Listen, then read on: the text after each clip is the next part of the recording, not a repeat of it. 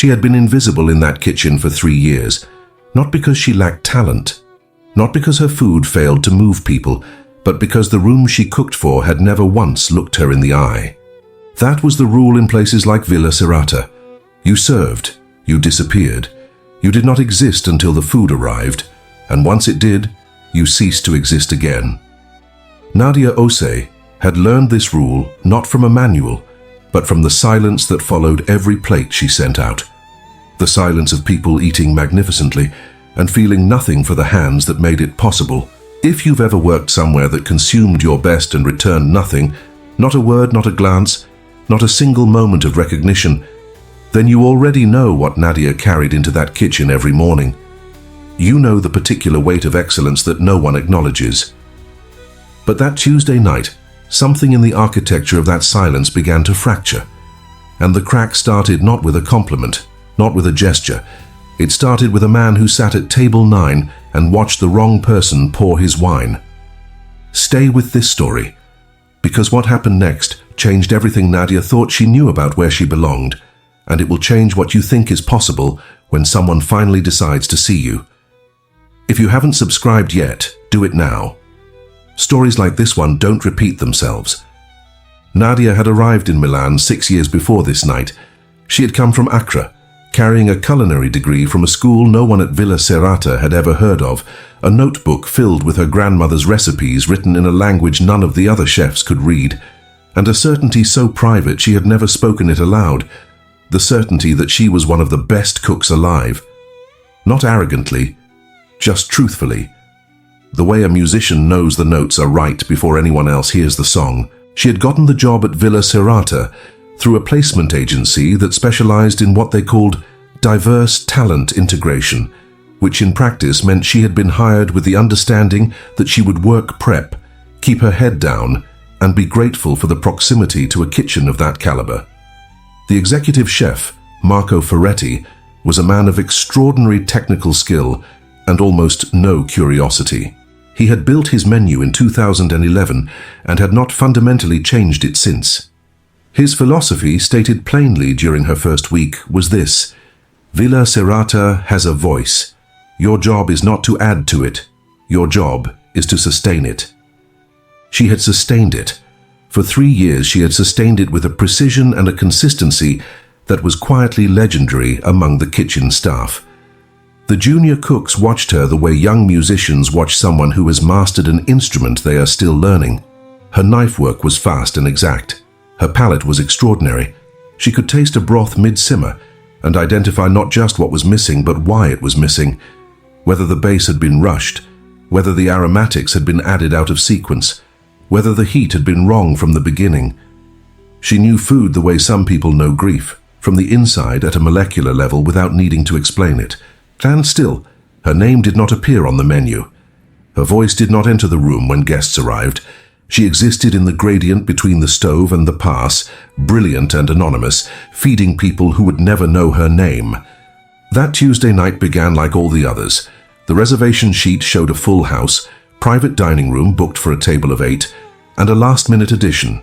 One guest, table 9, arriving alone. The note beside the reservation said only, "Treat with full consideration. No dietary restrictions on file." The name on the reservation was Luca Albanese. Nadia did not know that name. She would not learn its significance until much later. What she knew that evening was only what she could see from the pass. A man in his mid-40s, dark jacket, unremarkable in the way that very powerful people sometimes choose to be unremarkable when they are watching rather than performing. He sat with his hands flat on the table and looked at the room as though he was reading it. Not enjoying it. Reading it. The way an engineer looks at a structure he has been asked to evaluate. The floor manager, a thin man named Gianfranco who wore his anxiety like a second suit, sent a junior server named Lucia to pour the welcome wine for table 9. Lucia was 22 and nervous that evening because the private dining room was hosting a gathering connected to a fashion house whose name she recognized. She moved too quickly. Her attention split. And when she poured Luca Albanese's wine, she poured it into the wrong glass, the white wine glass, though the bottle in her hand was a full-bodied Barolo, a red that demanded space and oxygen, and the right vessel to fully reveal itself. Nadia saw it from the pass. She was not supposed to see it. She was not supposed to care. She was certainly not supposed to do anything about it.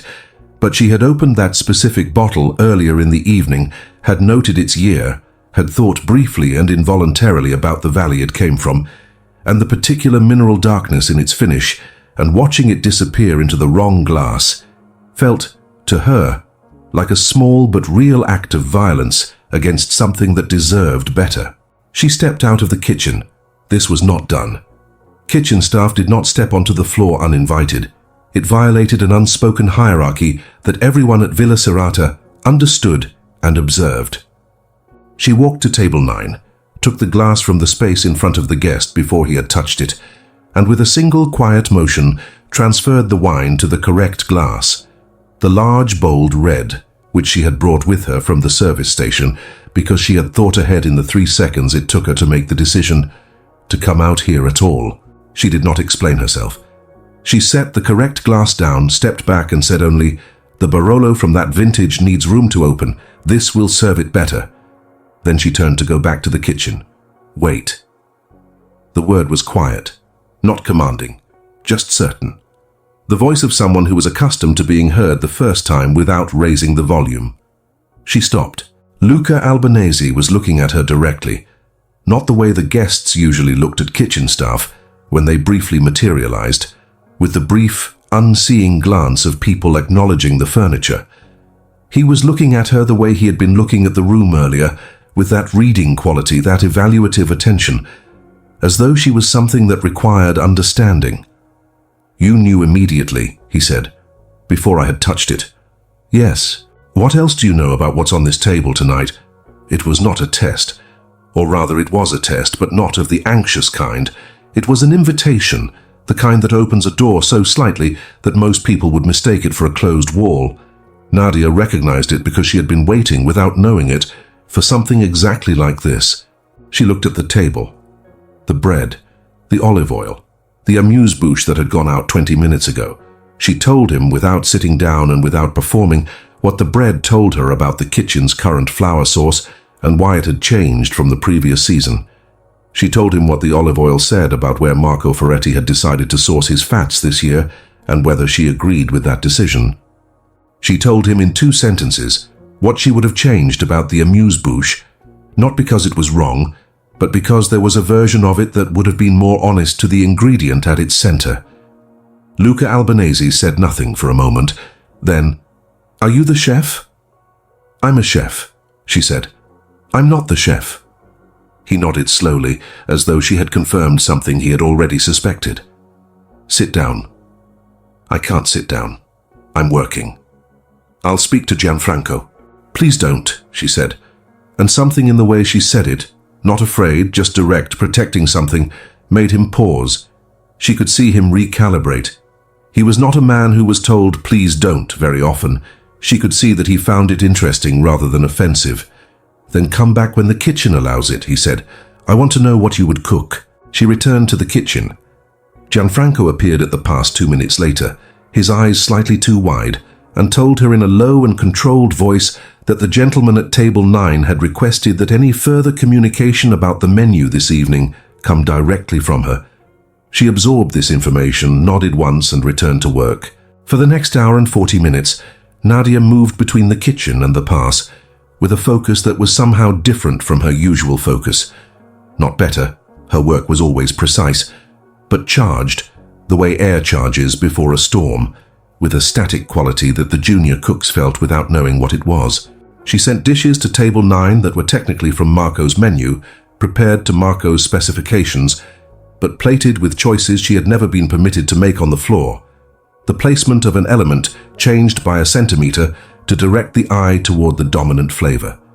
A sauce applied in a way that controlled the first taste. Small things, invisible to anyone not paying the specific kind of attention that Luca Albanese was paying. Between the second and third course, she came to the pass herself and waited. He noticed. He came to meet her at the edge of the floor, an unusual movement for a guest, slightly bending the architecture of the room, and she told him in low and precise words what she had done differently and why. He listened without interrupting. "Why don't you have your own menu?" he said. "That is a long answer." "I have time." "I don't right now. The kitchen is mid-service." He smiled then. It was the first time she had seen his face change. "After service," he said. She went back to the kitchen and finished the night.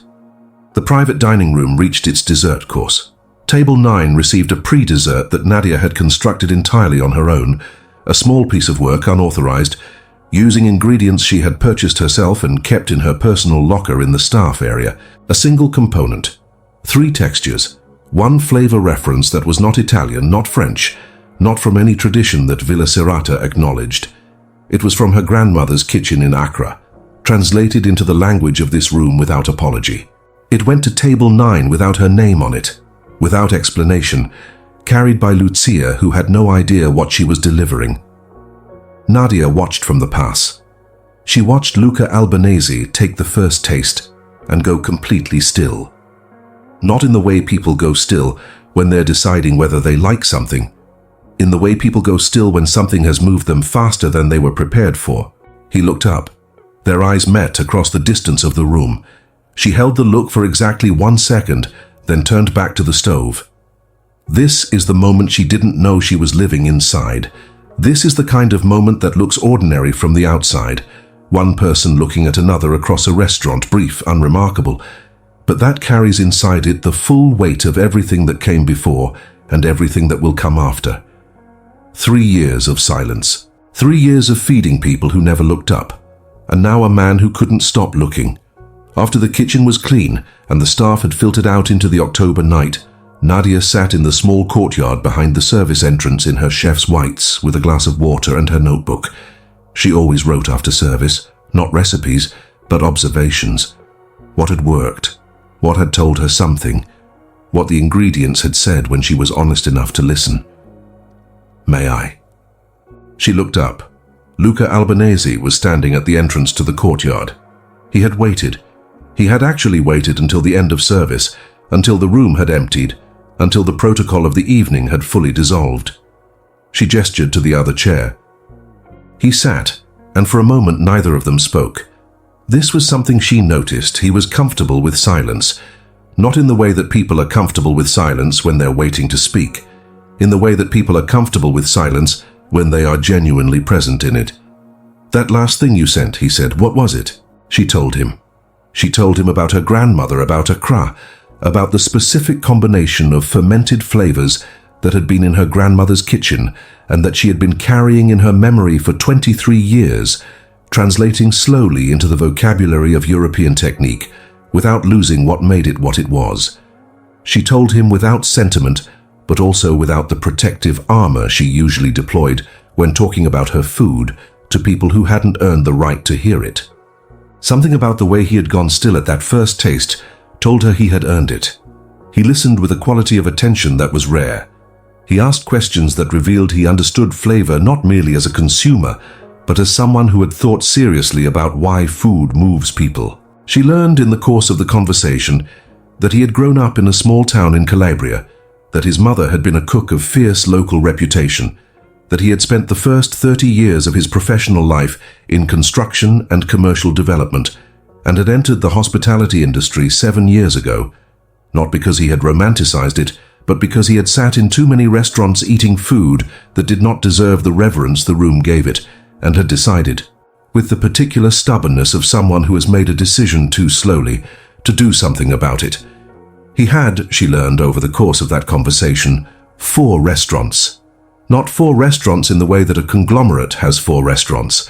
4 rooms, each built around a specific culinary philosophy, each one designed to serve a vision rather than a market. He was, she understood gradually, exactly the kind of person she had always needed to find.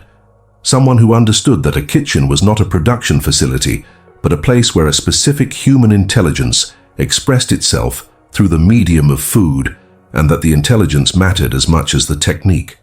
"What would you cook?" he said, "if someone handed you a room and said, nothing is off the menu, no house style, no established voice, just yours?" She did not answer immediately. This was not hesitation.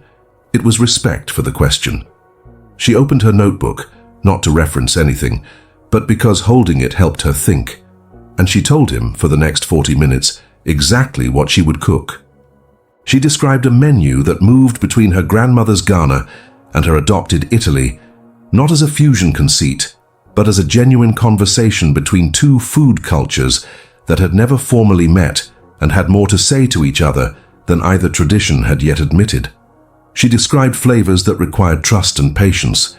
She described a dining experience that asked the guest to let go of the familiar long enough to be surprised by what the unfamiliar could teach. He did not speak for a long moment after she finished. "Why are you still in someone else's kitchen?" he said. "Because no one has offered me my own." "I'm offering." The words landed in the courtyard with a specific weight. Not dramatic.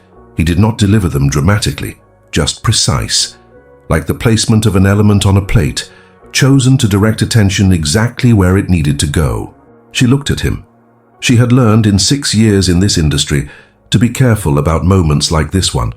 She had met enthusiasts before, people who were moved by a meal and made promises that dissolved with the emotion that had produced them. She had also met gatekeepers, men and women who offered opportunities that came loaded with conditions, with implicit debts, with the expectation that gratitude would purchase compliance. "Tell me what the offer actually is," she said. He told her. He was opening a 5th room. He had been looking for a culinary director for 14 months. He had interviewed 12 chefs, all of them accomplished, none of them right for the specific vision he had. The space was in Rome. It was designed for 42 covers. The kitchen was built to her specification, or rather, to the specifications of whoever he ultimately hired. The equity structure included a percentage ownership stake. Creative control was absolute on her side, with financial accountability to a structure they would design together. He spoke about it the way he had listened to her, with clarity and without performance. There was no seduction in his tone, no flattery. He was not trying to overwhelm her with the offer. He was presenting it as information and letting her evaluate it. She found this, paradoxically, more disarming than flattery would have been. Flattery she knew how to deflect. Clarity she had to actually respond to. "Why me?" she said. "You sat at my table for one dinner." "I sat at your table for one dinner," he agreed. "But I've been eating in rooms like this one for 7 years. I've tasted what a kitchen looks like when it's working at its ceiling. And I've tasted what happened tonight, which is what a kitchen looks like when one person inside it is operating above the room without being allowed to be visible. That pre-dessert was not Marco Ferretti's kitchen. That was yours. I want to build a room around what you did at the end of tonight." She sat with this. The courtyard was quiet now. The city moved behind the walls, low and continuous. Her notebook was still open in her hands. "I would need to meet your other culinary directors," she said. "I would need to see the space. I would need full documentation of the equity structure before I agreed to anything." "Of course. And I would need to understand why 12 people before me weren't right. Because they wanted to make food that impressed," he said. "You want to make food that's true. Those are not the same thing, and only one of them is useful to what I'm building." She closed the notebook. "Now, said, here is where you need to pay attention, because this is where most stories about moments like this one would have Nadia say yes, the music would swell, and the rest would be a montage of success. But this is not that kind of story, because what happened next is what actually makes this story worth telling." She went home that night and did not sleep. Not because she was excited, though she was, but because she was afraid. Not of Luca Albanese, not of the offer, afraid of herself, afraid of the specific variety of hope that had opened in her chest during that conversation, the kind of hope that is dangerous precisely because it is legitimate, because the thing being hoped for is real and possible and therefore capable of being lost. She had protected herself for 6 years by keeping her best self private, by believing in her own talent in silence, by writing her real food in a notebook no one else read, by sending one unauthorized pre-dessert to one table and then stepping back before anyone could react. The protection had cost her, but it had also kept her whole, and now she was being asked to step fully into the open, and the terror of that was not small. She called her sister in Accra at 4 in the morning, which was 5 in the morning in Ghana, and talked for an hour. Her sister, whose name was Abina, and who was a civil engineer with no patience for ambiguity, said, "You have been cooking for other people's applause for 6 years and receiving their silence instead. Someone is offering you your own room. What exactly are you waiting for?" "I'm afraid it won't work." "Nadia, you have been afraid it won't work since you were 9 years old and you made Papa's birthday cake, and it was the best cake anyone in that house had ever tasted, and you still apologized for it. Stop apologizing for the cake." She laughed. It was the first time she had laughed in about 14 hours. Abina had a way of locating the specific childish logic underneath an adult fear and naming it so directly that the fear lost some of its grammar. She slept 3 hours. She woke up and went back to Marco Ferretti's kitchen for what she had already decided would be one of her last services there, though she had not yet told anyone. She cooked with the same precision she always brought, sent the same quality she had always sent, and felt, for the first time in 3 years, a particular quality of freedom in it. The freedom of someone doing something well because they choose to, not because they are trapped into it. 2 weeks later, she met Luca Albanese at the Rome Space. It was a ground-floor room in a 19th century building in Prati, raw and generous, with ceilings that held light the way old buildings do, with a kitchen that was larger than she had expected, and already equipped with the infrastructure that told her someone had done serious research into what a kitchen like the one she was imagining would actually require. She walked through it for 40 minutes without speaking, opening drawers, running her hands along the counters, standing in different positions relative to the pass and the prep stations to understand the geometry of the space. Luca Albanese followed at a slight distance and said nothing. He had brought his operations director, a woman named Federica who was precise and watchful, and the architect who had designed the kitchen, a young man from Turin who kept his answers short and his eye contact direct. They let her think. When she came out of the kitchen and back into the dining room, she stood for a moment looking at the 42 empty seats. She thought about her grandmother's kitchen in Accra, the smallness of it, the density of flavor it produced, the way her grandmother had cooked for 40 years in a space that gave her no credit and enormous satisfaction. She thought about her notebook. She thought about the look on Luca Albanese's face when the pre-dessert had stopped him cold. "I want the pass reconfigured," she said, "and the ventilation in the back left quadrant needs upgrading before I run full service in summer. Everything else I can work with." Federica made a note without comment. The architect nodded and wrote something down. Luca Albanese looked at her with that same reading quality she had noticed on the first night and said, "Those are reasonable requests. Is that a yes?" "That's a conditional yes," she said. "The conditions are the ones we discussed and the ones I sent in writing last Thursday." "All accepted," he said. "Federica has the countersigned documentation." Federica produced a folder. Nadia took it, did not open it in the room, and said she would have her lawyer review it by end of week. Luca Albanese said, "Of course," as though the fact that she had a lawyer was not notable, as though the expectation of formal process was simply correct. This, more than anything else that had happened, made her trust him slightly more. If you are still here, you understand something important about this story. It is not a story about a man rescuing a woman from obscurity.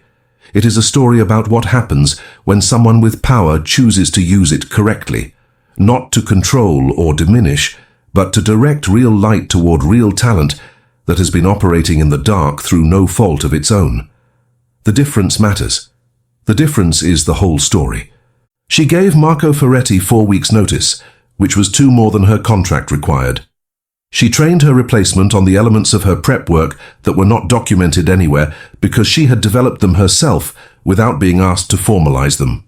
She left the kitchen clean and ordered, and as complete as she had found it, and when Marco Ferretti, on her last day, told her she had been one of the most technically gifted cooks he had worked with, she received the compliment with a stillness that was almost identical to the stillness she had maintained for 3 years when no compliment came. She thanked him, shook his hand, and walked out into a November afternoon. The Rome restaurant opened 8 months later. The night before service began, Nadia stood alone in the kitchen for an hour. She had her notebook. She ran through the full menu in her head, not reviewing it. She knew it the way she knew her own name, but communing with it, feeling the shape of the evening that was about to happen for the first time. She had named 3 dishes after her grandmother. She had written the menu in English and Italian and Twi, a choice that had generated a brief conversation with Federica about accessibility and a longer conversation with the graphic designer about visual hierarchy, and that she had declined to change. The first service was attended by people Luca Albanese had invited, not critics. He had specifically excluded press for the first 2 weeks, a decision he had made after she told him she needed the room to find its rhythm before it found its audience. He had agreed immediately. The guests were people in his network who understood food seriously and would not perform their reactions for an audience. 42 seats. Full house. She cooked. She cooked the way she had cooked in that private mental space she had inhabited for 6 years, fully, without the editing imposed by someone else's voice, without the diminishment of an established room tone. She cooked her grandmother's fermented flavors through the precision of Italian technique.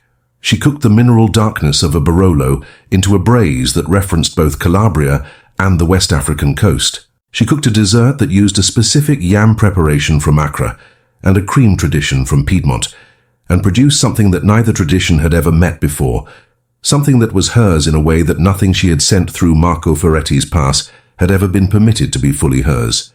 The room was quiet in the particular way a room gets quiet when food is doing something serious to the people eating it, not the silence of indifference, the silence of people being moved faster than they can process it. Luca Albanese was at table 7.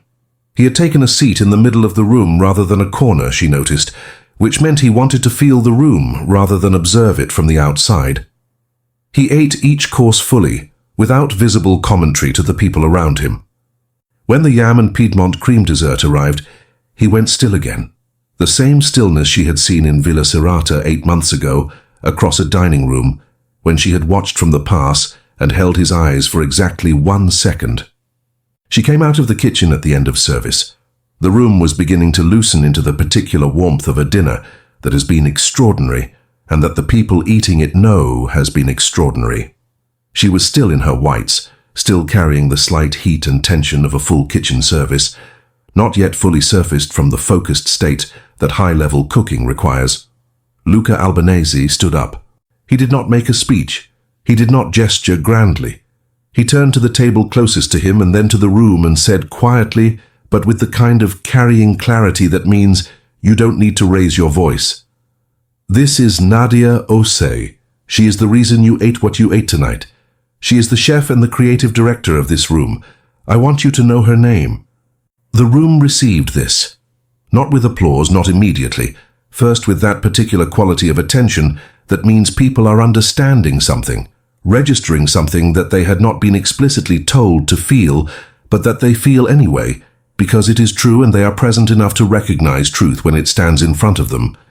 Then the applause came, natural and unhurried and real. Nadia stood in the entrance to her kitchen and let it reach her. She did not deflect it. She did not diminish it.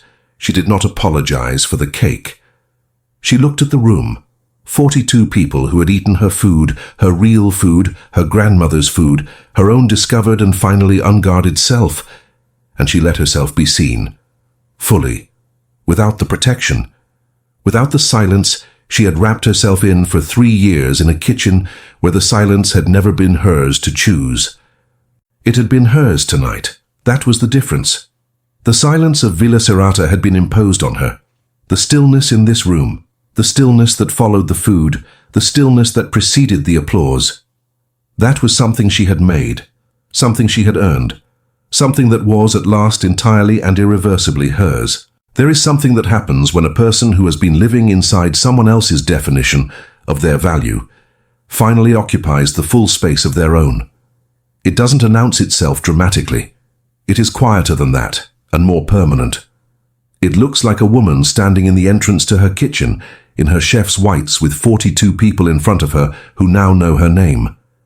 It feels like the specific relief of something long held being finally and completely released. Her grandmother had cooked for 40 years in a small kitchen in Accra and had never been introduced as anyone's guest. She had fed people who loved her food and sometimes forgot to say so, and she had kept cooking, kept writing down what she knew, kept passing it forward, Because she understood, as the best cooks always do, that the food is not for the recognition. The food is the thing itself. The recognition is what happens when the right person finally looks up. Nadia had looked up first that evening in Villa Serrata. When she stepped out of a kitchen, she did not own to correct a wine that deserved better. She had looked up because the Barolo from that vintage needed room to open.